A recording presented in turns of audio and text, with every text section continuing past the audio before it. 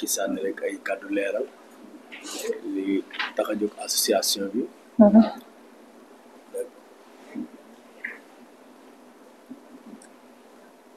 voilà man ñu ngi leen di nuyu yéen ñëpp seen tur ak seen sant di leen xamal ni association bi li ko tax a jóg mooy gën a jege askan bi askan bi dañuy seetlu ni am na ay phénomènes yu bari yu am ci accident ak violence yi ak yu bari yu am ak meurtre yi ca duñ am ku leen assister wala sax duñ xam fu ñuy jaar soit bu dem jël avocat wala sax ku leen conseiller léegi association bi li ko tax a jóg dafa am rôle bu muy joué voilà léegi rôle bi muy joué mooy fexe ba dox diggante askan bi ak pouvoir yi ak yëpp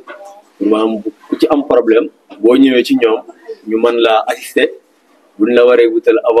la avocat buñ lay conseiller aussi ñu conseiller la muy doon kii bu am solo boo xam ne si nii maanaam dafay xaw a tumuranke ci dëkk bi daal maanaam dafay ñàkk daal amu fi léegi nag buñ gisee ay ndaw taxaw xam ne lii nekk seen réew seen askan ñu ngi sonn ñu jóg taxaw volontaire ànd loolu dañ koy rafetlu di ñaan yàlla jàppale leen ci ñi nga xam te ni ñoo ko xalaat ba taxawal ko ci biir loolu nag faaw ñu ànd ci ak média yi parce que information bi bu jàllul kii bi du mën a dem fenn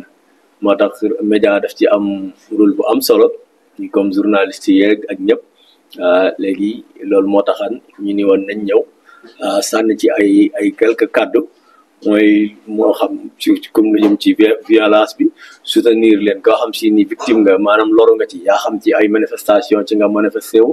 ci nga gaañu wala sax dañ laa fekk sa kër wala sa yoon fi ngay liggéeyee agressé la ba gaañ la soit nga ñàkk sa bakkan wala nga blessé ñu mën a taxawu say famille ba droit bi ñu war a am justice bi nga war a am ñu delloo la ko parce que dana am ñi nga xam ne si dañ nekk victime ci affaire yi te duñ xam fu ñuy jaar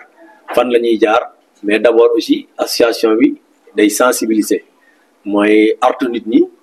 fexeel leen ñuy moytu aussi bu leen kante ndogal dal na leen lu mel accident aussi ñu taxawu leen bu dee dañ leen di utal avocat ñu utal leen avocat orienté leen bu dee dañ leen di war a dimbali aussi financièrement aussi association bi day taxaw pour loolu ñoo xam daal bis ni ki tey dañuy jóg taxaw pour que dimbali néew ji doole ñi ak ñi nga xam dañuy loru ci accident yi ak moo xam violence la moo xam violence politique la parce que parfois politique bi buy amee gis nañ manifestation yi passé fii ci ginnaaw li ci loru ci ay nit ci en général ñi cay dem ba gaañu sax bu ñu fay dem ñoom xamuñu dëgg lan mooy seen rôle foofu parce que aussi nga manifesté wu warut ni da ngay àgg di affronter force de l'ordre bi peut-être xëy na gaañante force de l'ordre bi aussi ñoom itam peut-être xëy na ñenn ñi ñu ngi jël ay fital ñenn ñi nee nañ dañ leen di dóor ay bal genre yu demee noonu ci dund nit dafa doon loo xam si ni yàlla daf ko fonk ba nga xam ni nit pour nga jël dundam yoon moo ko war a dogal ci réew yi nga xam sax ñooy àttaloo Sénégal sax amatuñ loi buy def buy xam ne dañ naan ku def nangam nañ jël sa bakkan kon bakkanu nit dafa sacré kon buñ gisee ñu jóg taxaw ni dañuy taxaw pour protéger loolu dafay doon kii bu am solo te dafay ànd ak aussi suñ constitution mooy charte réew mi kon loolu dafay doon lu am solo ñu leen ci encouragé di leen sant di leen ñaanal yàlla may leen ngeen continuer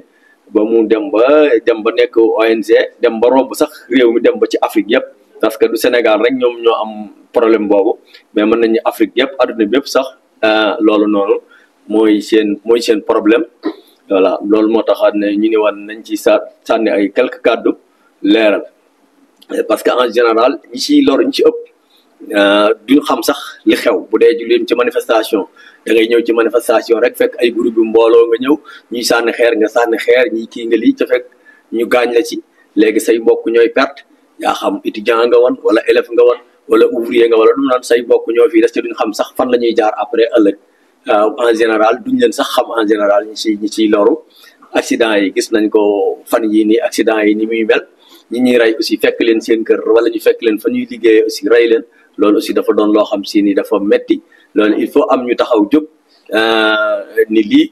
na yem fii na lii na jeex wala sax su mënta jeexit mu wàññeeku la sensibiliser nit ñi jàppale leen ku ci am problème aussi ñu assister la waaw loolu moo tax kii bi jóg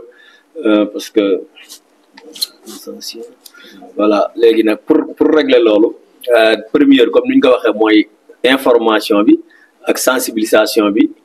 loolu daal moo tax kii bi jóg nga xam si ni bis ni ko tey képp koo xam ne am nga ci problème ci côté boobu wala nga am yaa xam koo yëg ne am na ko nañuy contacter association bi incha allah problème bépp boo mën a am danañ la taxawu danañ la assister ba fob say rangooñ waaw loolu daal ci gàttal moo. Mesdames et messieurs les représentants des organisations de la société civile, mesdames et messieurs les journalistes, chers invités, mesdames et messieurs, c'est un honneur et un privilège pour moi de vous accueillir aujourd'hui à l'occasion du lancement officiel de l'Association pour la protection de la sacralité de la vie humaine ou APSVH Holy Living. Je tiens à remercier chaleureusement chacun d'entre vous pour votre présence et votre soutien, qui témoignent de l'importance des enjeux que nous allons aborder ensemble. Aujourd'hui, nous entamons une nouvelle ère de mobilisation collective autour de l'un des principes les plus fondamentaux et universels, la dignité de la vie humaine. Nous avons vu au fil des années un nombre alarmant de vies humaines brisées, perdues de manière tragique,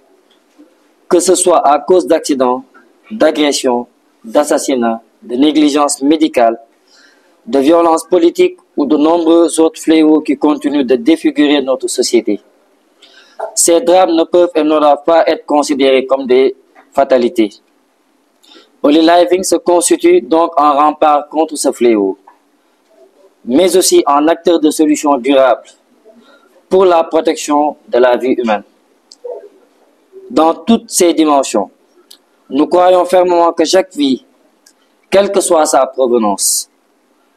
sa condition ou son statut, a une valeur sacrée et mérite d'être protégée et respectée depuis la conception jusqu'à son terme naturel. Nos missions et engagements,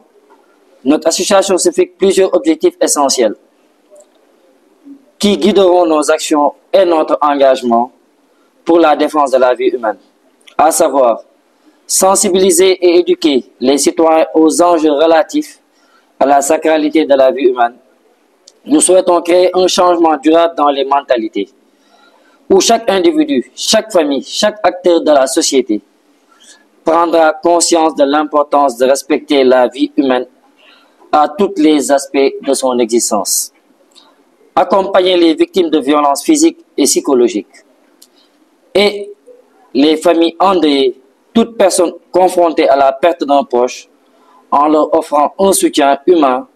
moral et le cas échéancier juridique. Faire un plaidoyer pour des politiques publiques respectueuses de la vie humaine, tant au niveau national qu'international.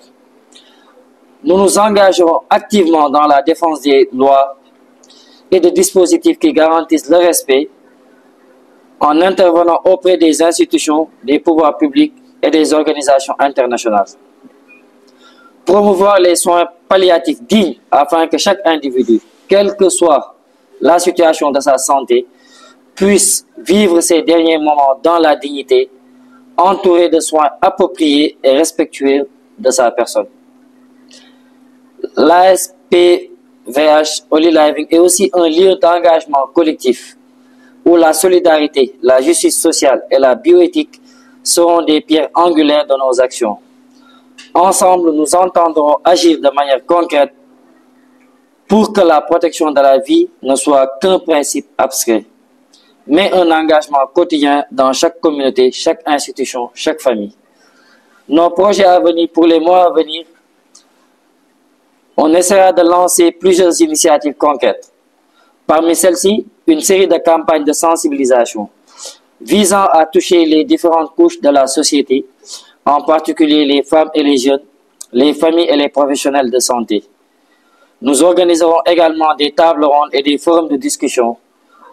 pour promouvoir un dialogue constructif entre toutes les parties prenantes. Nous allons également mettre en place un programme de soutien et d'accompagnement des victimes de violences, en collaboration avec des experts du domaine juridique, médical et psychologique. Ce programme se veut une réponse concrète aux besoins pressants des familles endeuillées et des victimes de violences. Enfin, nous travaillons étroitement avec des partenaires institutionnels et des ONG locales et internationales pour porter nos revendications auprès des pouvoirs publics et des instances internationales afin d'assurer que les politiques publiques justes et respectueuses de la vie humaine soient mises en place. Mesdames et messieurs, Holy Living n'est qu'une organisation parmi tant d'autres. Elle incarne un mouvement de solidarité, un appel à la dignité, un engagement pour la vie. Nous ne pouvons pas rester indifférents face à la souffrance humaine, à l'injustice, aux violences qui frappent notre société. C'est pourquoi aujourd'hui, plus que jamais, nous avons besoin de l'implication de chacun d'entre vous.